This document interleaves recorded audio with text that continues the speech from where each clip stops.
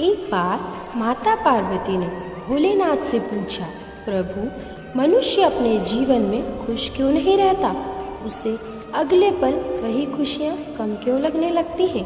प्रभु बोले, देवी, जिंदगी खुशियों से भरी है, ज़रूरत है तो बस उसे पहचानने की।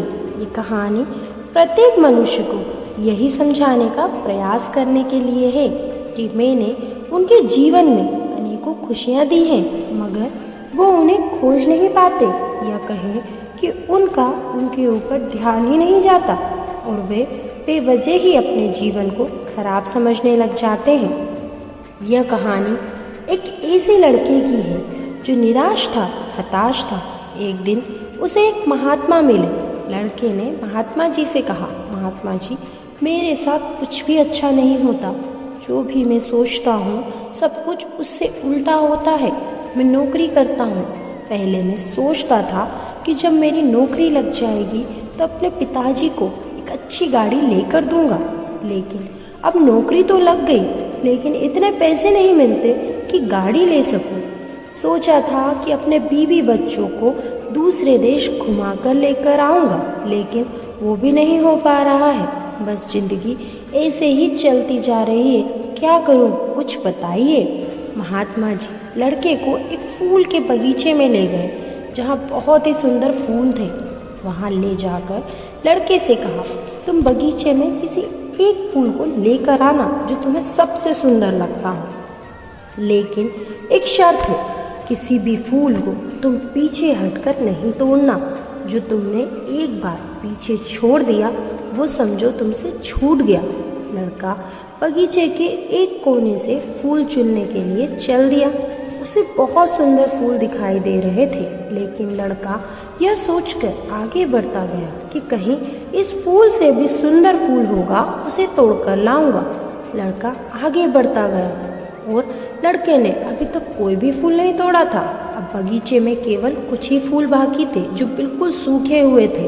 अब लड़का शर्त के मुताबिक पीछे छोड़े हुए फूलों में से फूल नहीं तोड़ सकता था। लड़के के पास सिर्फ एक विकल्प था कि वो इन सूखे फूलों में से ही किसी एक को तोड़े। लड़का एक सूखा हुआ फूल तोड़कर महात्मा जी के पास पहुंचा और सूखा हुआ फूल दिखाया। महात्मा जी सूखा हुआ फूल देखकर कहने लगे कि बगीचे में तो इतने सारे सुंदर फूल थे और तुम एक सूखा हुआ फूल तोड़कर लेकर आए हो। लड़का बोला कि महात्मा जी, बगीचे में मुझे भी बहुत सुंदर फूल मिले थे, लेकिन मैं और अच्छे फूल की चाह में सारे सुंदर फूल को पीछे छोड़ता गया। फिर बाद में केवल सूखे हुए फूल ही थे, जिसमें से मैं एक फूल लेकर आ गया। महात्मा जी लड़के को बगीचे में ले गए, समझाने लगे कि ये जो बगीचा है वो तुम्हारा जीवन है, जो सुंदर फूलों से भरा हुआ है। वो खुशियाँ हैं, इतने सुंदर फूलों से भरा हुआ है, लेकिन और बेहतर की चाह में तुम इतने सुंदर जीवन को भी खुशी से नहीं जी पा रहे हो।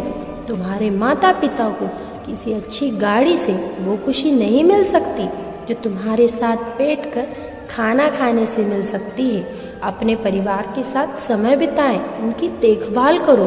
तुम स्वयं को और अपने परिवार को इतनी खुशी किसी भी चीज़ से नहीं दे सकते।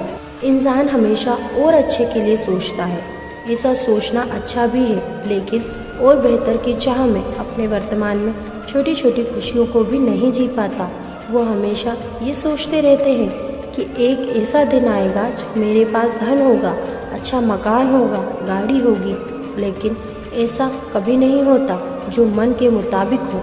और ऐसे ही सोचते सोचते सुंदर फूलों से भरे हुए जीवन में सिर्फ सूखे फूल ही बचते हैं, जिनको मजबूरी में जीना ही पड़ता है। इसलिए अपने वर्तमान में छोटी छोटी खुशियों के पलों को बटोरते रहो। इससे बड़ी खुशी और कहीं नहीं मिल सकती।